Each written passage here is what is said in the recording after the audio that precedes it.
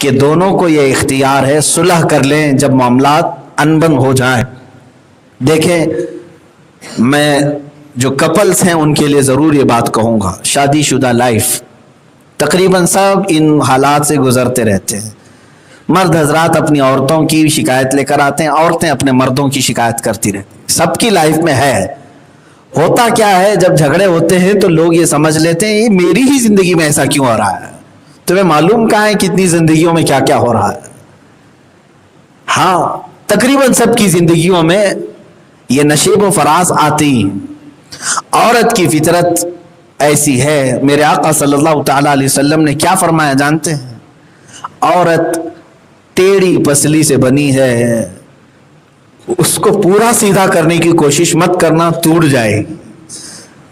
پورا سیدھا کرنے. بہت سارے مرد یہ سوچتے ہیں کہ میری عورت فرشتے کی طرح ہونی چاہیے، فرشتے کی طرح ہونی چاہیے. ایسا بھی تو نہیں ہوگا. وہ بھی عورت ہے، انسان ہے، اس کی بعض خطاؤں پر تم پردہ پوشی کرو، درگزر. بہت اعلیٰ درجے کے اگر گناہ کر رہی ہے جیسے حرام اور کفر تک جانے کے تب تمہیں سختی کرنا حق بنتا ہے. لیکن صرف دال میں نمک کم تھا، چٹنی زیادہ ہو گئی، فلاں معاملات، روٹی آج نہیں بنی، ان معاملات میں گھر گرہستی کو ختم نہیں کیا جاتا. اب تو حالات ایسے ہوئے کہ اخبار میں ہم نے یہ بھی تک پڑھا، ترکی میں ابھی ایک نیوز آئی تھی، عورت اپنے شوہر سے طلاق لے رہی ہے مقدمہ کر کے. کس بات پر جانتے ہیں؟ جج کے پاس وہ کہتی ہے کہ میرا مرد جو ہے ہاتھ سے کھانا کھاتا ہے، چمچ سے نہیں کھاتا. ان کے رواج ہے چمچ سے کھانے کا. عورت کہتی ہے بچپن سے ہم چمچ سے کھائیں، یہ چمچ سے نہیں کھاتا اس لیے میں طلاق لینا چاہتی ہوں. تو طلاق، چمچ والی طلاق. یہ اس طرح کی بھی معاملات بہت سارے گھروں میں ہیں. بات شروع ہوتی ہے بہت چھوٹے بات سے اور اس کو لمبی دور تک لے جاتے ہیں. شیطان یہ ہر ایک شادی شدہ زندگی کے ساتھ کرتا ہے. تمہیں کیا کرنا چاہیے؟ کیا کرنا چاہیے؟ جب کسی کی عورت زیادہ بولنے والی ہو تو تم یہ سوچتے ہو کہ میں خاموش بیٹھ کر کے ہار کیوں جاؤں، جواب پہ جواب دوں، اس کو شکست دے کر کے رہوں گا. اور جب زیادہ نہیں بن پاتی ہے تو گردن پکڑو، ایک دو تماچے لگا اور اس کو ادھر ادھر مارو. یہی تو ہوتا ہے. وہ بولتی جا رہی ہے. عورت یہ سوچتی ہے کہ کیا میں پڑھی لکھی نہیں ہوں، کیا میں جاہل ہوں، تیرے ہر جواب دے سکتی ہوں. وہ بھی جواب دینا چاہتی ہے. میرے عزیزو تمہیں معلوم نہیں یہ گھر ہے، جنگ کا میدان تھوڑی نہ ہے. دونوں لوگ نکاح کیے ہیں نہ کہ جہاد کا کانٹریکٹ کیے ہیں. ایک دوسرے اٹھا کر کے، ہاں ان حالات میں دونوں کو ہی کہا گیا ہے دو میں سے کوئی ایک عقل والا ہو تو اعوذ باللہ من الشیطان الرجیم کثرت سے پڑھنا شروع کرے اور وہاں سے ہٹ جائے. تھوڑی دیر کے لیے ہٹ جائے. پھر اللہ رب العزت کی بارگاہ میں تم نے کہا ہے اعوذ باللہ من الشیطان الرجیم، کیونکہ یہ تمہیں شیطان لڑا رہا تھا. تم نے اللہ کی بارگاہ میں کہہ دیا اے اللہ میں تیری پناہ مانگتا ہوں یہ شیطان مردود سے. اب اس کے بعد نبھانا پھر اللہ کی ذمہ ہے. تم ہٹ جاؤ وہاں سے. مجھے شاید اس سے قبل ایک بات میں نے عرض کیا تھا، ایک حکیم صاحب نے علاج بھی فرمایا تھا، بہت اچھی بات تھی کہ ایک صاحب روز لڑتے تھے، گھر سے جاتے ڈیوٹی کر کے اور اندر جو میم صاحبہ تھیں ان کی زبان کینچی سے بھی زیادہ تیز تھی، چلتی تو اتنی چلتی. ظاہر سی بات ہے نصیحت کتنی بھی ہم کریں لوگ یہ سوچتے ہیں سب ہاں یہ نصیحت ہی ہے سب، پھر بھی ہمارا گھر نہیں چلتا ہے. وہ حکیم صاحب ہے، انہوں نے بتایا ہے. ہمارے پاس ایک صاحب آئے، کلائنٹ تھے، کہا روز جھگڑے ہوتے ہیں. اس حکیم صاحب نے کہا میرے پاس اس کی دوا ہے جھگڑے نہ ہو، وظیفہ نہیں، گولی ہے، دوا ہے. اس کی قیمت بھی بتائی، تقریباً 8-10 ہزار روپے کی یہ دوا ہے، 1 مہینے کا کورس ہے، کرو گے تو یہ سب ختم ہو جائے. یہ نفسیاتی علاج ہے. تو یہ دوا حکیم صاحب نے جب اس کو ایکسپلین کیا تو یہ صاحب بڑے پریشان تھے. انہوں نے کہا 10 ہزار کیا حضرت 50 بھی لے لو، ختم تو کرو. کوئی جو دوا ہے وہ دے تو. کہا ٹھیک ہے کل آؤ میں دوا بنا کر کے رکھتا ہوں. دوسرے دن وہ آئے تو انہوں نے گولیاں بنائی تھیں. حکیم صاحب خود وہ مدبر تھے، دوائیاں بناتے تھے. گولی بنائی اور पूरी गोलियां जो 1 महीने के कोर्स की थी, उसके शराइत थे, उसका परहेज भी था। जाहिर सी बात है, डॉक्टर दवा देता है तो परहेज भी बताता है। उन्होंने कहा कि ये गोली है, तुम्हें और तुम्हारी बीवी पर बहुत असर करेगी, देख लेना, अगर असर ना हो तो पैसे वापस, गारंटी भी है। उन्होंने गोलियां ली, पूछा कि क्या क्या करना है। कहा ये आप अपनी ऑफिस से या ड्यूटी से जब घर जाते हैं, ये 2 गोलियां मुंह में रखना है, 40 मिनट तक चूसते रहना है, एक जुमला भी मुंह से बाहर नहीं निकालना, और 40 मिनट तक 2 गोलियां आप मुंह में रखे रहें। उसके बाद फिर आप खाना खाएं, नॉर्मल हो जाए। आप कंटिन्यू करें, चाहे आपकी औरत कुछ भी बोले, बोलने लगाए भी, तो अपने परहेज मत तोड़ना। गोलियां मुंह में हैं। वो गोलियां लेकर के गए, 2 गोलियां मुंह में रखी, जाते साथ शुरू हो गई थी।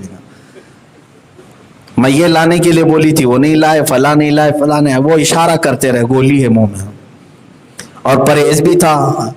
40 मिनट थोड़ी ना चिल्लाती है कोई, 10 मिनट, 15 मिनट, 20 मिनट बहुत हो गए। बेगम थक गई, जवाब ही नहीं देता। 40 मिनट के बाद ये सोच करके बैठे थे, जितनी इसने बातें की है सबका जवाब दूंगा जब गोली पिघल जाए।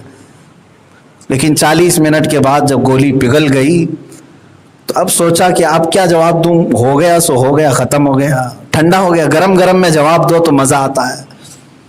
छोड़ दिया। दूसरे दिन फिर गोली रखी, फिर वो झगड़ा कर रही थी, फिर वो बोल रही थी कि क्या ये नया नाटक कर रहे हो, आने के बाद मुंह में कुछ दबा करके लाए हो, फला फला। औरत छोड़ती नहीं थी।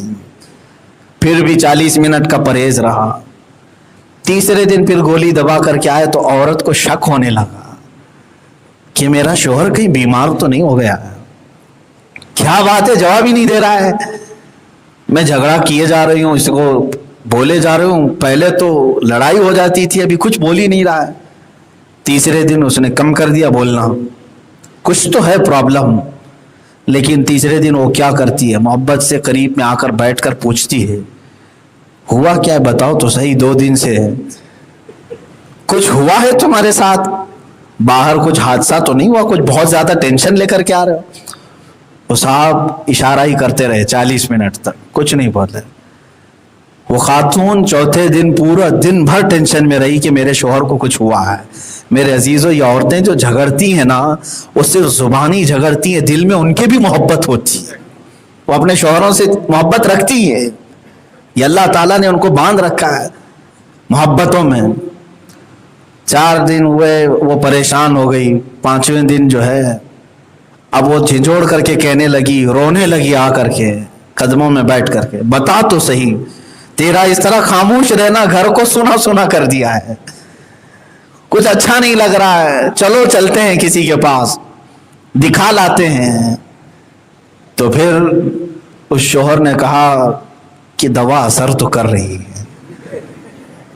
5वें दिन शोहर ने कहा कि चल मैं तुझे डॉक्टर के पास लेके चलता हूँ, हकीम के पास, मेरी भी जो बीमारी है वो भी दिखा लेते हैं, तेरा भी दिखा लेते हैं। उसी हकीम के पास लाए।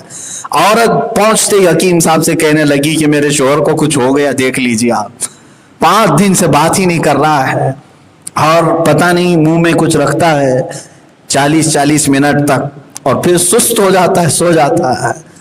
तो हकीम साहब इससे पूछने लगे, 5 ही दिन में असर करने लगी, महीने भर की दवा है, अभी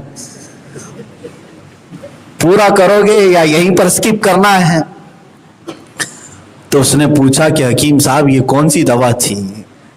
तो हकीम साहब ने कहा कुछ भी नहीं था, गेहूं के आटे में शक्कर डाल करके मैंने बना के दे दिया था, वो आटे की गोलियां थी, बस तू चूसता रहे, बाकी कोई चीज नहीं थी। जो कुछ भी बीमारी थी तेरी वो सिर्फ जुबान पे थी, उस पर मैंने ताला लगाया, सारी बीमारियां खत्म हो गई। कोई एक तो शुरू करे खामोश होने का। मेरे अजीजों, ये हकीकी बात थी, कोई लतीफा मैंने नहीं सुनाया। पहले के हुक्मा भी थे और अपने इलाके के बड़े भी ऐसे थे जो दोनों को सुलह कराना चाहते थे, एक दूसरे की मोहब्बतों को वापस लाते थे। यहाँ तो कुछ लोग घरों को तोड़ने की कोशिश करते हैं, और ख़ास तौर पर तोड़ने में सबसे बड़ा किरदार औरत के घर के लोग ज़्यादा हाथ इसमें इस्तेमाल करते हैं। شادی کر کے دے دیا. روز ماں پوچھتی ہے بیٹی ٹھیک ٹھاک تو ہے نا, آج کچھ کہا تو نہیں اس نے, آج تیری ساس اور تیری نند کچھ کہی تو نہیں ہے؟ ہاں کچھ کہے تو چھوڑنا مت, برابر برابر جواب دینا.